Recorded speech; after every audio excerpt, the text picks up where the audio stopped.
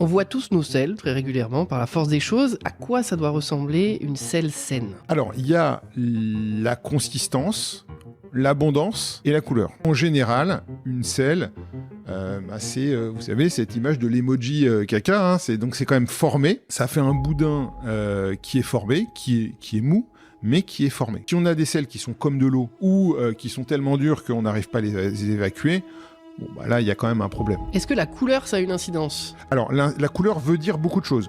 Normalement, les selles sont marrons.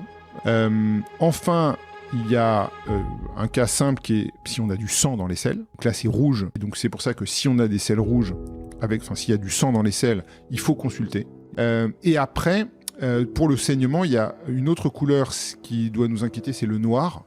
Mais noir, pas marron foncé, noir charbon. Donc si on a des selles noir charbon, ça veut dire qu'il y a un saignement dans l'intestin. Donc là aussi, il faut consulter. Dernière couleur, c'est blanc.